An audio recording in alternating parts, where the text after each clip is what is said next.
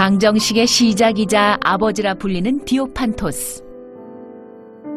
그는 자신의 일생을 방정식으로 만들어 비석에 새겼습니다. 그 내용을 보면 소년으로 보낸 6분의 1, 청년기로 12분의 1, 그 후 7분의 1을 보낸 후 결혼해 5년 만에 아들을 얻었죠.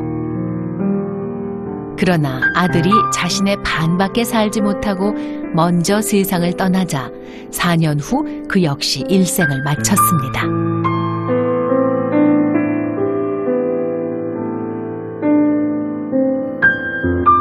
그럼 이 내용을 풀어볼까요?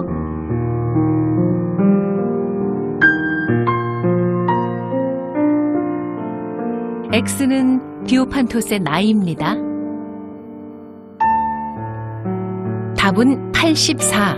디오판토스는 84살까지 살았네요.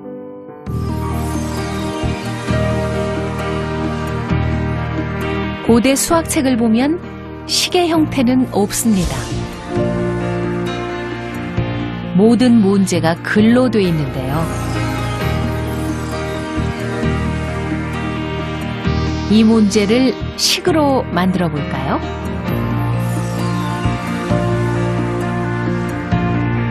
훨씬 간단하죠.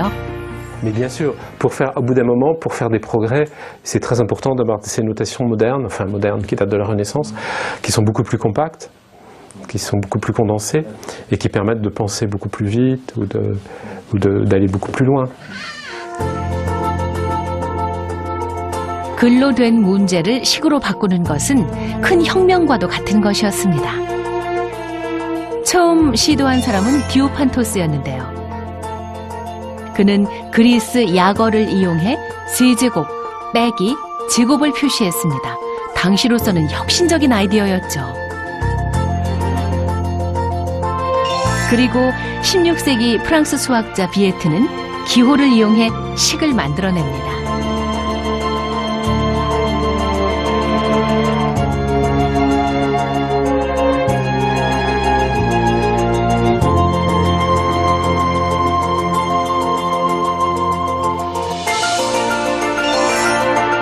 영국 수학자 해리엇에 의해 식은 더욱 간단해지고 단순해집니다. 현대 식과 더욱 비슷해진 것이죠. Dass man dadurch das Problem vereinfachen kann, dass man dadurch auf das Wesentliche der Problemstellung kommt und dieser Lösung zuführen kann. Ich möchte auch vielleicht 이렇듯 식의 단순화는 방정식뿐만 아니라 인류 문명 발전에 큰 영향을 미칩니다.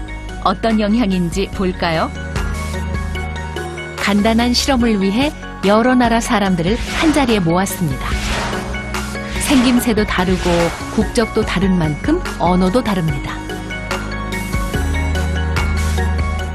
Hi, my name is Duncan. I'm from the USA. Dobar dan, ja sam Jelena i dolazim iz Srbije. 日本から来たカイです。よろしくお願いします。 Bună ziua, numele meu e Andreea și vin din România. 그들에게 수학 문제를 전달했습니다. 문제는 참가자들의 언어로 설명되어 있습니다.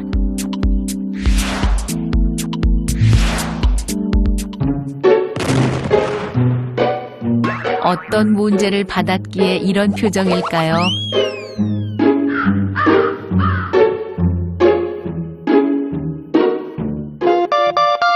문제는 아랫변의 길이가 5cm, 윗변의 길이가 3cm, 높이가 4cm인 사다리꼴의 넓이를 구하는 것입니다.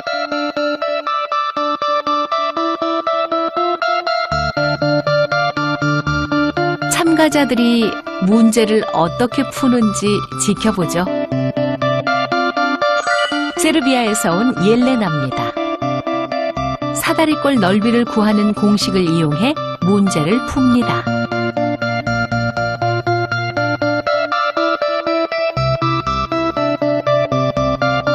루마니아의 안드레아 역시 같은 방법으로 문제를 풉니다.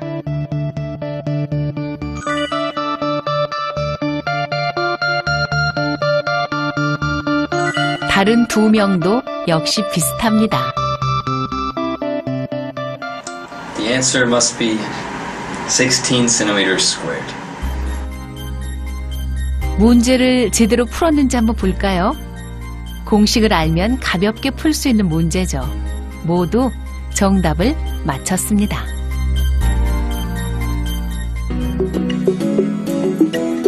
세계에는 수없이 많은 언어가 있습니다. 그러나 수학의 언어는 만국 공통어입니다. 일본 수학책을 볼까요? 문제를 설명하는 문장은 일본어지만 그 문제를 푸는 공식은 식으로 간단하게 나타나 있습니다.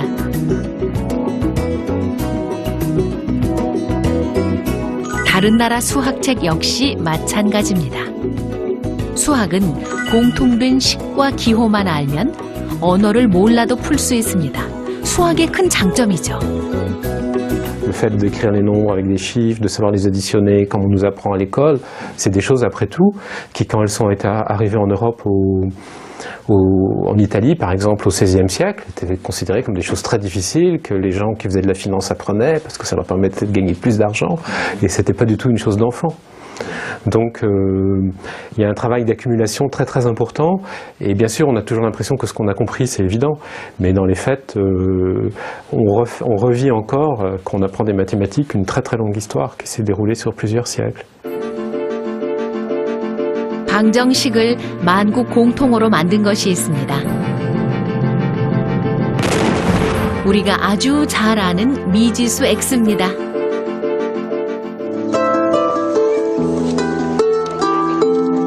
인류의 역사는 방정식의 역사와 함께합니다.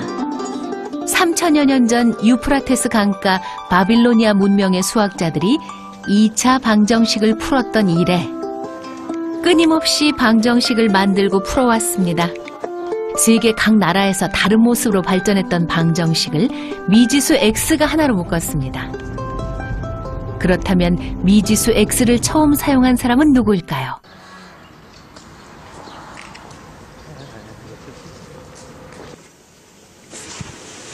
이곳은 인류의 발달과 성장에 관해 연구하는 인체연구소입니다.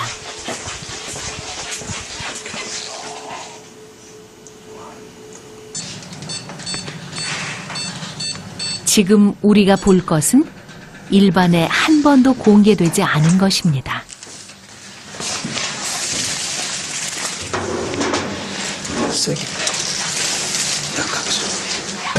과연 이 작은 상자 안에 들어있는 것은 무엇일까요?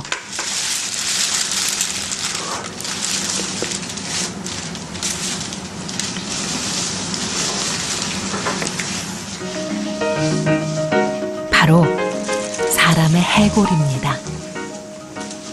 이 해골은 나는 생각한다, 고로 존재한다 라는 말을 남긴 유명한 프랑스 철학자의 것입니다. 그가 바로 방정식의 미지수 x를 처음 사용한 사람인데 데카르트입니다. 해골의 이마에는 이것은 데카르트의 머리라고 쓰여 있습니다. 왜 이런 글이 남겨진 걸까요? 철학자이자 수학자로서 명성이 자자했던 데카르트에게 스웨덴 여왕이 개인 교사가 되어달라 청합니다. 데카르트는 평소 몸이 약해 아침마다 늦게까지 침대에서 지냈는데요. 스웨덴에서는 새벽 5시부터 수업을 하게 됩니다. 스웨덴의 추운 날씨와 바뀐 환경 때문인지 1년 만에 그는 세상을 떠나고 맙니다.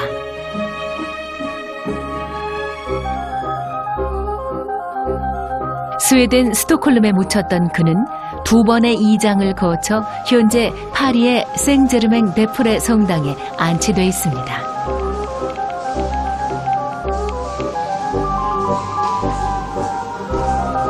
그런데 2번의 이장을 거치면서 그의 유골이 하나둘씩 사라집니다. 300년이 지난 후 한 경매장에 데카르트의 해골이 나타났고 프랑스 정부는 즉시 그 해골을 사들였습니다.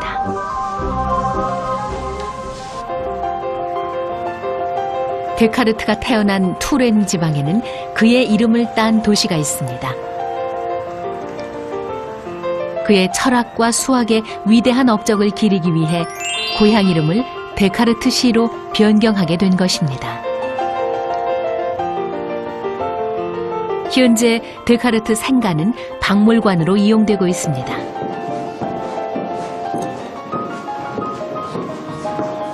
사실 데카르트가 처음부터 수학에 관심을 가진 것은 아니었습니다. À la fin de ses études de droit à Poitiers, René Descartes s'engage dans l'armée. Il part pour la Hollande où il rencontre le grand mathématicien et médecin Beckmann. Il se lie d'amitié avec lui, ils ont des points communs si vous voulez, ils discutent des mathématiques, de toutes ces choses-là, les matières scientifiques. Il continue après son engagement dans l'armée jusqu'en 1620 où il part en Hollande, au Danemark et en Allemagne.